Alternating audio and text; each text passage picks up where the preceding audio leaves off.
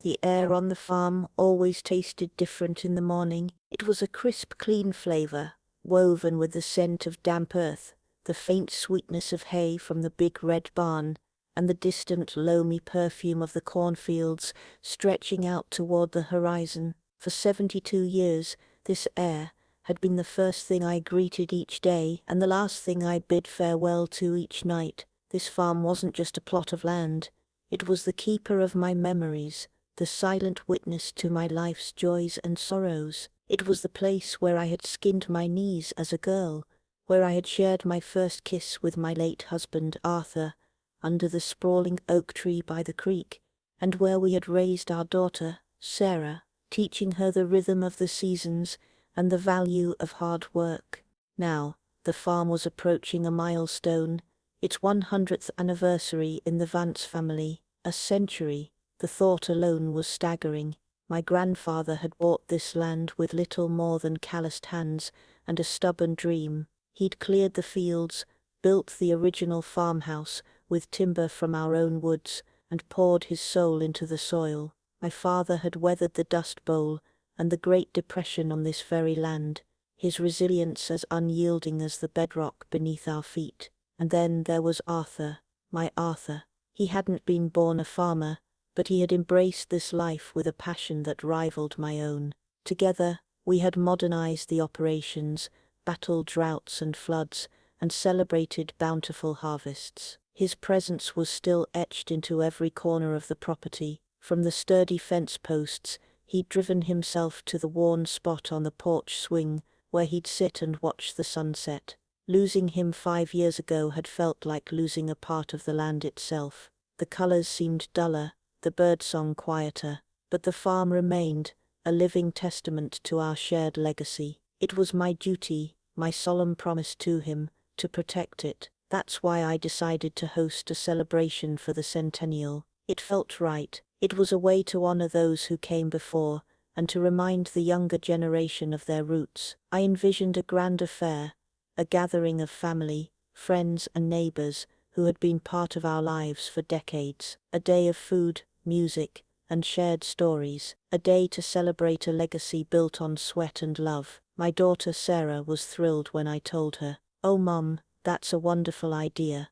100 years, we have to make it special." Sarah was a good daughter, with a kind heart, and my husband's warm smile, but she had chosen a different path. She'd left the farm for college, and never looked back, building a life in the city with her husband Richard, and their 2 children, Lily and Jake. Richard was a real estate broker, a man who saw land not as a living entity, but as a collection of assets and liabilities. He was polished, charismatic, and always seemed to be calculating something behind his friendly blue-eyed gaze. I tried to like him, for Sarah's sake, but there was a slickness to him that always set my teeth on edge. He spoke of leveraging assets and maximizing value, words that felt alien and sterile in the context of our family home. They drove down from the city a week before the planned celebration to help with the preparations. I knew it was more than that. Richard never made a trip without an agenda. The moment they arrived, the familiar peace of the farm was replaced by a low-humming tension. Richard walked around the property with an appraising look, his expensive city shoes looking comical and out of place against the dirt path. "Eleanor," he said that first evening, as we sat on the porch. He had a way of using my first name that felt less like familiarity and more like a subtle power play. "We need to talk about the future." Sarah, sitting beside him, shifted uncomfortably. "Richard, maybe now isn't the time." "Nonsense, darling," he said, patting her knee with a condescending gentleness. "This is the perfect time. We're all here celebrating the farm's history. It's only natural to plan for its future." He turned his full attention to me, his smile perfectly calibrated. "Eleanor, you've done an incredible job maintaining this place. Truly, Arthur would be so proud. But you're not getting any younger. We need to think about what's best for Sarah and the kids. We need to secure their inheritance." I took a slow sip of my iced tea, the cold glass, a small comfort against my warming anger. "The farm is their inheritance, Richard. It will pass to Sarah, and then to Lily and Jake. That has always been the plan." Of course," he said smoothly. But a plan isn't a legal document. Wills can be contested. Things can get messy. The smart thing to do, the secure thing, would be to sign the property over to Sarah and me now. We can manage it. Take the burden off your shoulders. Think of it as early estate planning. It guarantees the farm stays in the family and protects it for the grandkids. The phrase Sarah and me hung in the air, heavy and intrusive. He wasn't talking about protecting the farm. He was talking about controlling it. The way he looked at the rolling hills wasn't with love, but with avarice. I saw it then, a flicker of something cold and predatory in his eyes. He didn't see a century of family history. He saw a gold mine. "I'm not ready to be put out to pasture just yet, Richard," I said, my voice firmer than I intended. "I'm perfectly capable of managing my own affairs. The farm is doing just fine. But for how long?" he pressed, his voice losing a fraction of its smooth veneer. "Farming is a tough business, Eleanor. What if there's a bad year? What if you have a health scare? Transferring the deed now is just a simple precaution. It's for your own good, and for the family." Sarah looked at me, her expression a mixture of concern and guilt. "He has a point, Mom. We just worry about you out here all alone." Her words stung more than Richard's. She was letting him speak for her, letting him frame my independence as a liability. I looked at my daughter, this girl I had raised to be strong and discerning, and saw a woman caught in her husband's web. "I appreciate your concern," I said, choosing my words carefully, "but the answer is no. We can discuss it again in the future. For now, let's focus on the celebration." Richard's smile tightened. It was a small, almost imperceptible change, but I saw it. It was the look of a man who had met an unexpected obstacle and was already calculating a new route. He leaned back in his chair, feigning nonchalance. "All right, Eleanor, whatever you think is best. We'll drop it." But I knew he wouldn't. This was just the opening salvo. A chill crept over me that had nothing to do with the evening air. He was planning something, and I felt a deep primal need to protect my home, my legacy, Arthur's legacy. The next few days were a masterclass in subtle manipulation. Richard was the model son-in-law. He helped me mend a fence, complimented my cooking, and regaled me with stories of Lily's soccer triumphs and Jake's science fair project. He was charming, attentive, and utterly false. And all the while, he would drop little remarks, carefully crafted to sow seeds of doubt and fear. "Heard old Mr. Henderson down the road had a fall," he'd say casually over breakfast. "Nasty business. Alone for hours before anyone found him, or I was looking at the books. Property taxes went up again. It's getting expensive to hold on to this much undeveloped land." He was chipping away at me, trying to make me feel old, vulnerable, and incompetent. He was trying to make my home feel like a burden, and Sarah, bless her heart, was absorbing it all. I could see the worry growing in her eyes. She started fussing over me, insisting I not lift anything heavy, questioning my decision to climb a ladder to clear the gutters. The final straw came 2 days before the party. I have a small office where I keep all the farm's records, deeds, account books, and letters dating back to my grandfather's time. I walked in to find Richard at my desk, holding the original deed from 1925. The paper was fragile, the ink faded, but it was the cornerstone of our family's history. He wasn't just looking at it. He was studying it, his expression intense. He looked up, startled, as I entered. "Eleanor, I was just admiring this incredible piece of history." "That is a private document, Richard," I said, my voice cold. "Of course, I noticed it's a simple title. No trust, no LLC protection." "Eleanor, this is financially reckless. The entire estate is exposed. One lawsuit, one accident, and it could all be gone." He placed the deed back on the desk, with a reverence that I knew was fake. "I've taken the liberty of having my lawyer draw up some transfer papers. A simple quitclaim deed. It would move the property into a family trust, with Sarah and me as trustees. It's the responsible thing to do. We can sign it during the celebration. It would be a symbolic gesture, passing the torch, you know." He was so smug, so certain he had me backed into a corner. He was using my love for my family as a weapon against me. That's when I knew I couldn't just say no anymore. I had to know what his real game was. I had to have proof.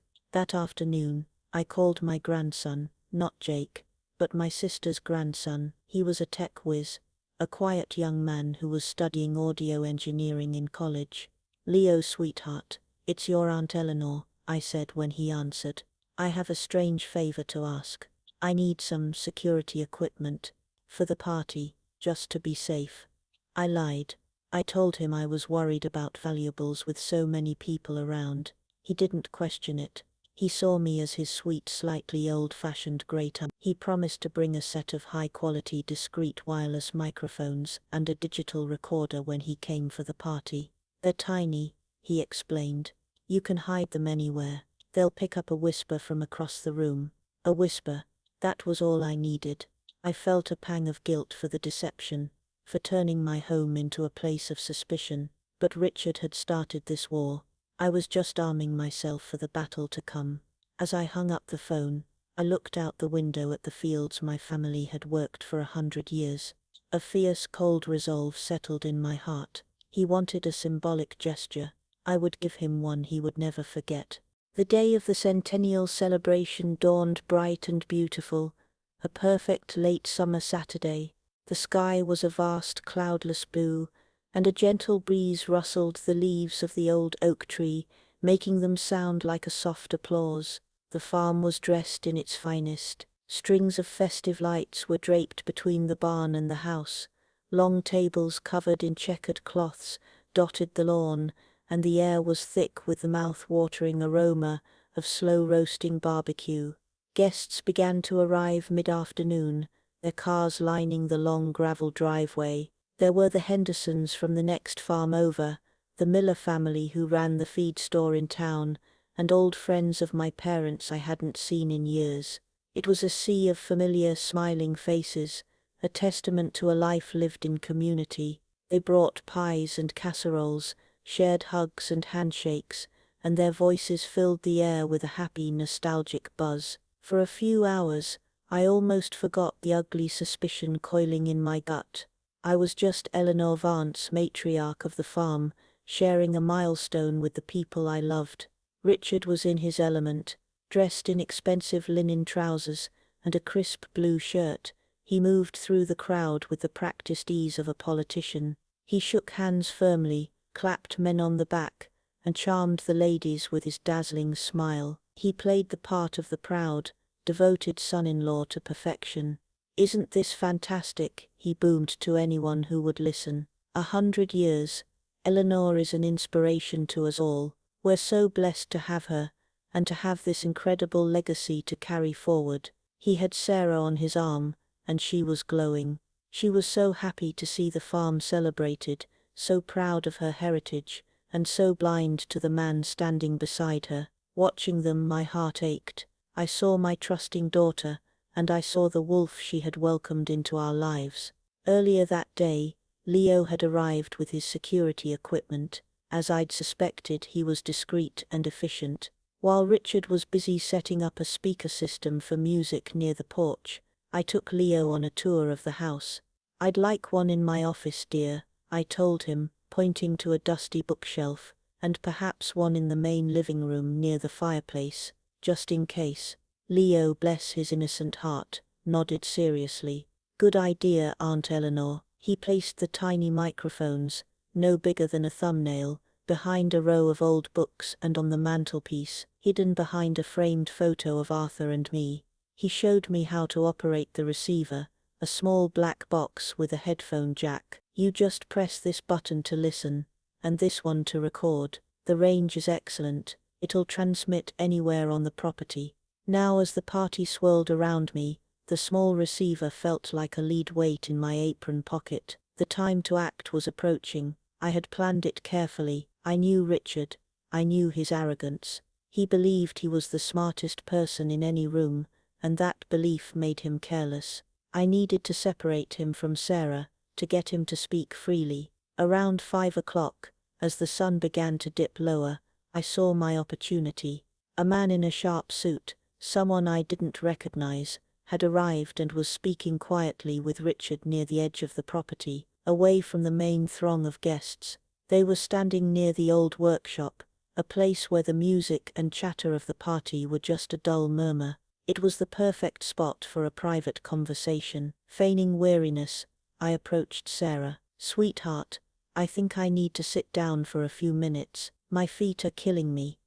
"Of course, Mum," she said, her face creased with concern. "Go inside and rest. I'll make sure everyone has what they need." I gave her a grateful smile and slipped into the house through the back door, my heart pounding against my ribs. The house was quiet, a peaceful island in the storm of celebration outside. I went straight to my office, closed the door, and took the receiver from my pocket. My hands trembled as I plugged in the small earbuds Leo had given me. I took a deep breath and pressed the listen button for the microphone I'd had him place in the living room, near the front of the house. At first, all I heard was the muffled sound of the party outside, then voices, Richard's voice, smooth and confident, and the voice of the stranger, sharper and more businesslike. They had moved from the workshop, and were now in the living room, thinking it was empty. They must have seen me go to the back of the house, and assumed they were alone. "The location is perfect, Rick," the stranger was saying. "Far enough from the city for that country estate feel, but close enough for an easy commute. We can have the preliminary zoning applications filed by the end of next month. As long as the sale is finalized, Mr. Sterling," Richard replied, and the casualness in his tone sent a shard of ice through my veins. "That's the key. I need her signature on those transfer documents tonight. Once the property is in the trust, with me as trustee, I have full authority to sell." "And you're sure she'll sign?" Sterling asked, a hint of skepticism in his voice. "She seems like a tough old bird." A laugh from Richard, a condescending dismissive sound that made my blood run cold. "She's emotional, sentimental, all this talk about legacies and 100 years. It's the perfect cover. I'm framing it as a way to protect her precious farm for the grandkids. I'll make a big emotional speech, get a few tears from the wife, and the old lady will be eating out of my hand. She'll sign. She thinks she's passing the torch. She has no idea I'm about to sell it for scrap." I clapped a hand over my mouth to stifle a gasp. My breath hitched. He was going to sell it. All of it. The fields, the barn, the house my grandfather built, my home, and the family, Sterling asked. "The daughter, won't she object?" "Sarah," Richard scoffed. "She does what I tell her to. She's so terrified of losing the lifestyle I've given her, she'd agree to anything. As for the rest of them, they don't matter. By the time they figure out what's happened, the deal will be done, the money will be in an offshore account, and we'll be long gone. We'll tell them the developer made an offer we couldn't refuse, and I'll give Sarah a small cut to keep her happy. She'll never know the real number." "What is the real number, by the way?" I could almost hear the grin in Richard's voice. "Sterling Development's offer is $15 million. A nice tidy sum for a worthless piece of dirt and a dilapidated house. 15 million. The number was so large it was meaningless. He was selling my life, my husband's memory, my children's heritage for $15 million that he intended to steal. He called my home a worthless piece of dirt. The place where Arthur and I had built a life, where Sarah had taken her first steps, where generations of my family had poured their sweat and dreams into the soil. Worthless. A wave of nausea washed over me, followed by a surge of pure cold fury. The grief I felt was sharp and sudden, as if Arthur had died all over again. The man he had entrusted with his daughter's happiness was a viper, a thief. He wasn't just planning to sell the land, he was planning to obliterate its memory, to erase 100 years of history for his own selfish greed. And he was going to break my daughter's heart and spirit in the process. I sat there in the silence of my office, the damning words echoing in my ears. The sounds of the party outside, the laughter, the music, seemed to come from another world. My world had narrowed to this single ugly truth. My hand went to the record button on the small device. I hadn't pressed it yet. I replayed the conversation in my mind, searing every venomous word into my memory. But I needed more. I needed his voice, his own words, to be the instrument of his downfall. I waited. My breath was shallow, my entire body tense. After a few minutes, I heard Sterling's voice again. "All right, Rick, I have what I need. I'll be in touch once my team reviews the title report. Get me that signature." I heard the front door open and close. Sterling was gone. Richard was alone. I heard him sigh, a sound of profound satisfaction. Then I heard him mutter to himself, a low, triumphant whisper, "Sign the farm over first, Eleanor." He chuckled under his breath. "Sign it over to the man who's about to be very, very rich. You sentimental old fool." Click. My finger pressed the record button. It was a faint sound, but in the quiet room, it felt like a gunshot. I hadn't captured the whole conversation with Sterling, but I had captured that, his own voice filled with contempt and triumph, mocking me. It was enough. It was more than enough. I took off the earbuds, my hands no longer shaking. They were steady. The shock had burned away, leaving behind a core of diamond-hard resolve. He thought I was a sentimental old fool. He thought he could manipulate me with false emotion and hollow words about legacy. He was about to find out what this old fool was truly made of. I walked out of my office, and back into the party. The setting sun cast long shadows across the lawn, painting the world in hues of orange and gold. It was beautiful, achingly so. I looked at the faces of my friends and neighbors, at my daughter laughing with her cousins, at my grandchildren chasing fireflies near the creek. This was my legacy. Not the dirt, not the buildings, but the love, the community, the history, and I would burn the whole world down before I let him take it. When Richard saw me, his face split into that brilliant fake smile. "Eleanor, there you are. Feeling better?"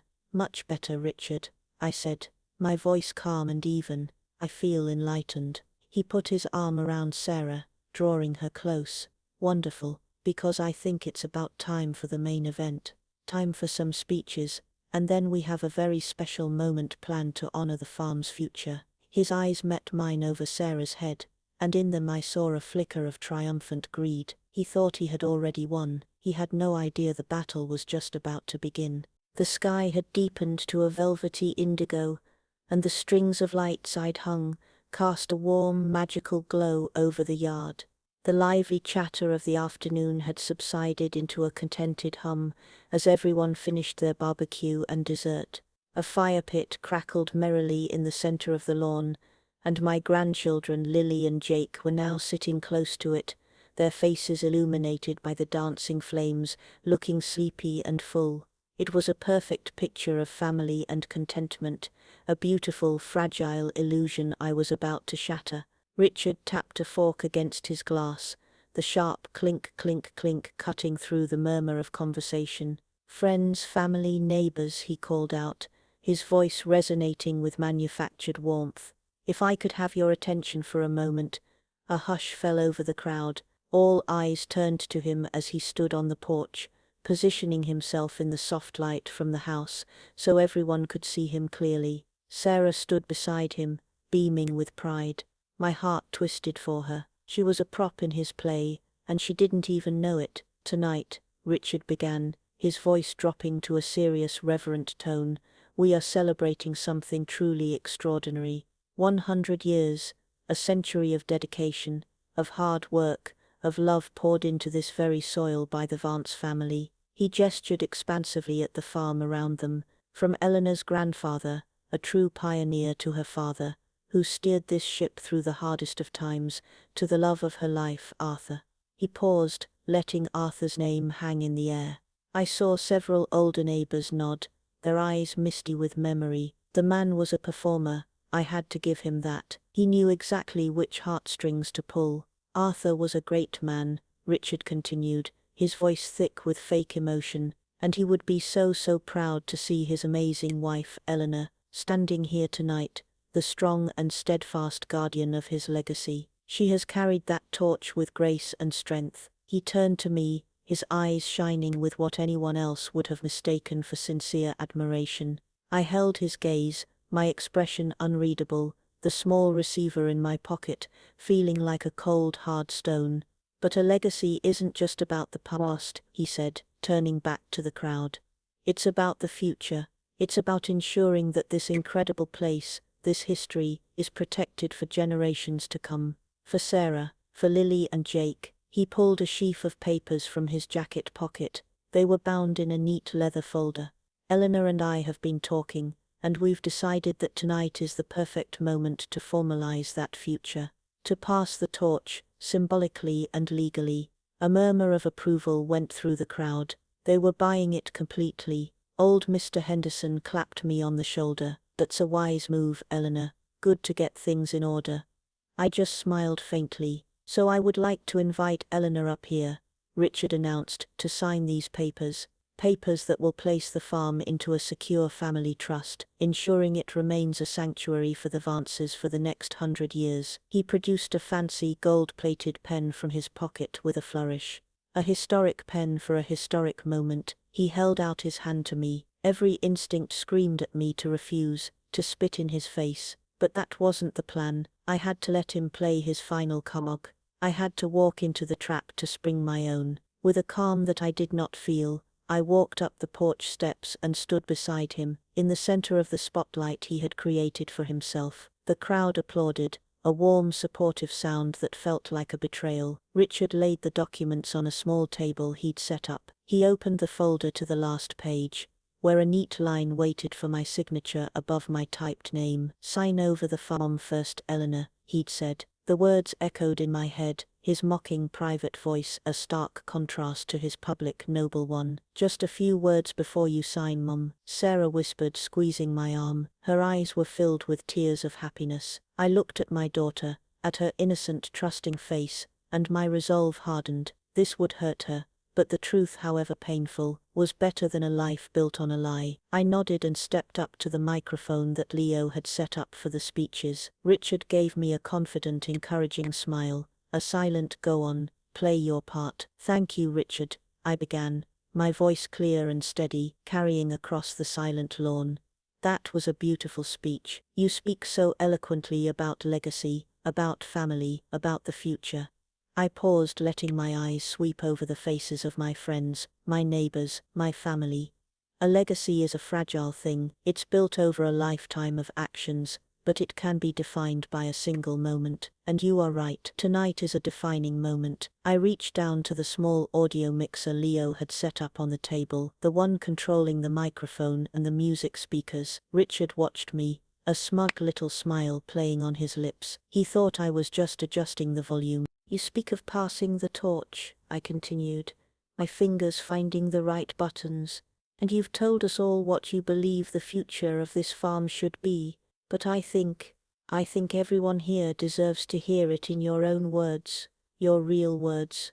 And with that, I did two things at once.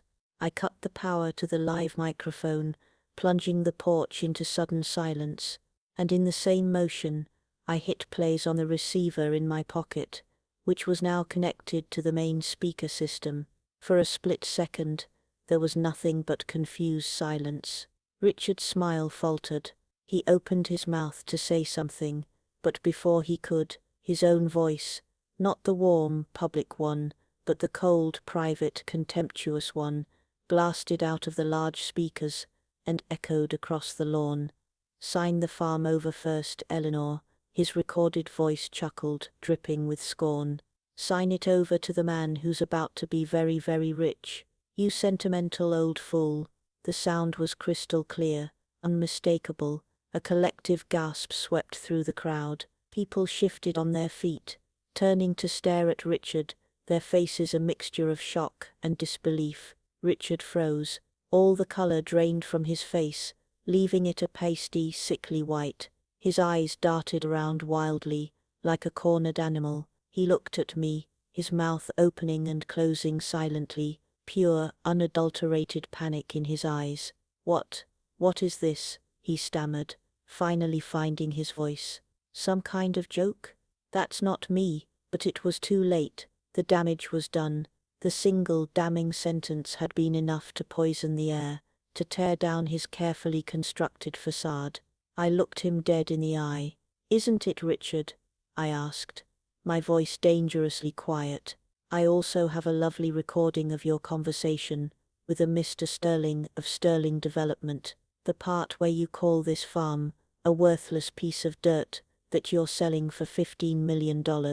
Would the audience like to hear that one next? The name Sterling Development was like a bomb going off. The Hendersons, whose property bordered mine, had been fighting off aggressive offers from that very company for years. Tom Henderson's face went from confused to thunderous. "Sterling," he roared from the crowd. "You're in bed with those vultures, you snake!" Suddenly, the whole story clicked into place for everyone. The feigned concern, the talk of legacy, the pressure to sign. It was all a lie, a monstrous, greedy lie. All eyes were on Richard, no longer with admiration, but with cold, hard contempt. But my eyes were on my daughter. Sarah stood as if turned to stone, her face a mask of utter devastation. The happy tears from moments before were gone, replaced by the dawning horror of betrayal. She stared at her husband, then at me, then back at him. The beautiful illusion of her life was crumbling around her, and she was at the epicenter.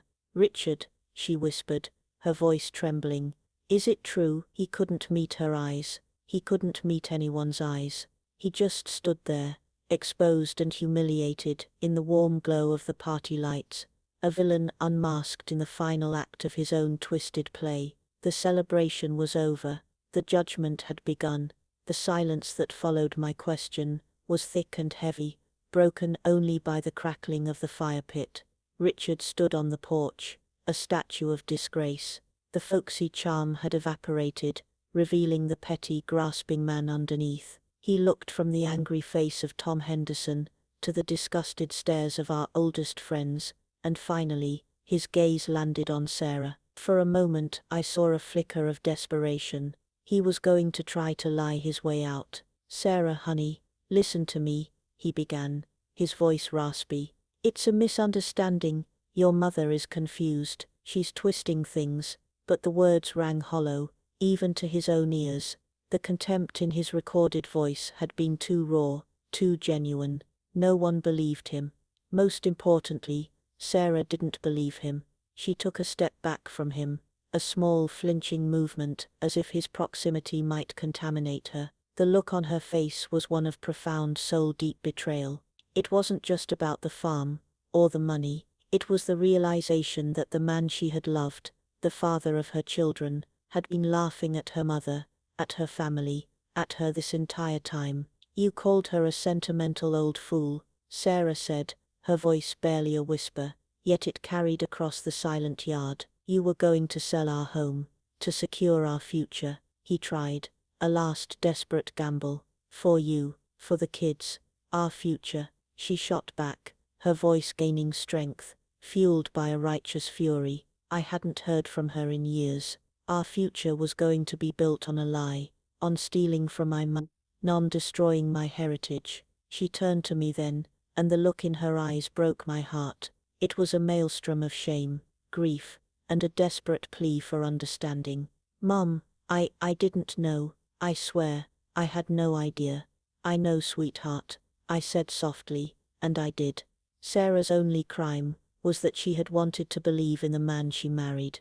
The spell was broken. The party guests, who had been frozen in shock, began to stir. There were angry murmurs.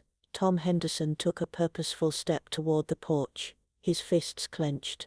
"I think it's time for you to leave," he said, his voice a low growl, "before you get hurt." Richard looked at the ring of hostile faces surrounding him. There was no escape. His mask was gone, and no one wanted to see what was underneath.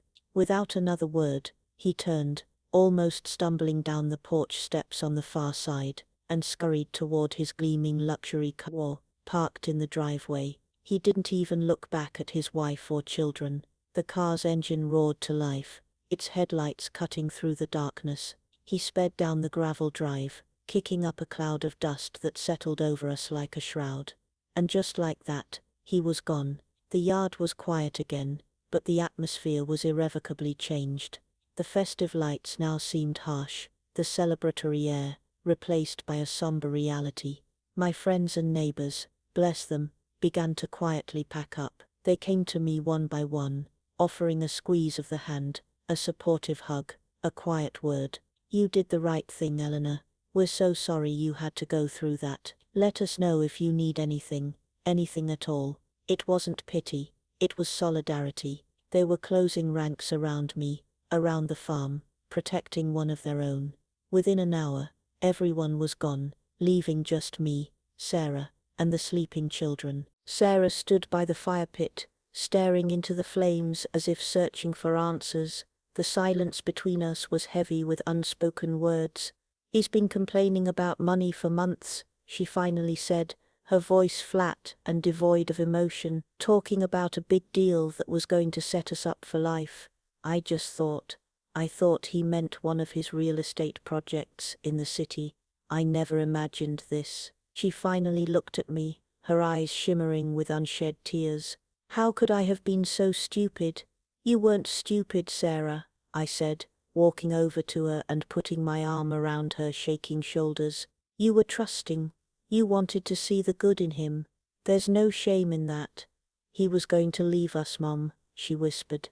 That conversation you heard, he said he'd give me a small cut, and we'd be long gone. He was going to take the money and run, wasn't he?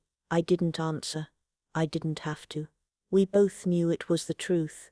Richard's ambition had curdled into a greed so vast, it was prepared to consume his own family. What do I do now? She asked, her voice cracking as the first sob escaped. My life, my marriage.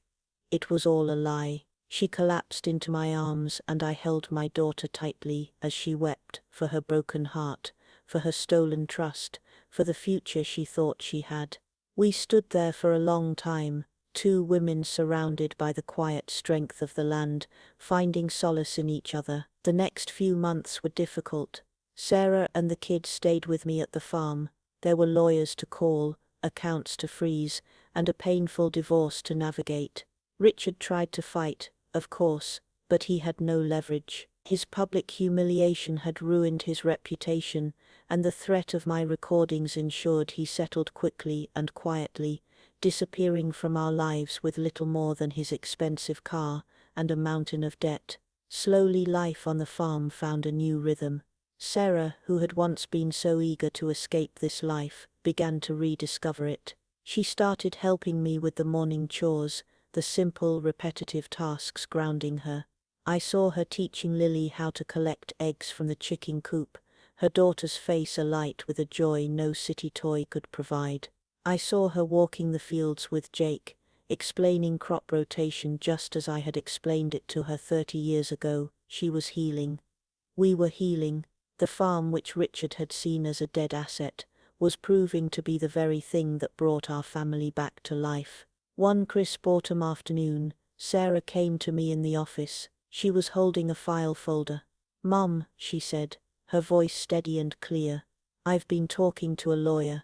A good one, specialized in agricultural trusts." She laid the papers on my desk. "I want to do this the right way. A real family trust. One that protects the farm, not as an asset to be sold, but as a home to be lived in. One that ensures it passes to the kids and their kids under strict conditions, that it can never be broken up or sold to developers." I looked at the documents, then up at my daughter. In her eyes, I saw not the shadow of her father, or the influence of her ex-husband, but the resilience of her grandfather and the strength of a Vance woman. She had found her way back. She understood the legacy now, not as an inheritance of property, but as a stewardship of values. "I think that's a wonderful idea," I said, my voice thick with emotion. The true centennial celebration wasn't that disastrous party, it was this moment. It was seeing the torch I had guarded so fiercely being picked up by willing, loving hands. That evening, I sat on the porch swing, Arthur's favorite spot, and watched the sun set over the cornfields. The air tasted of home. Sarah was on the lawn, laughing as she pushed Jake on the tire swing.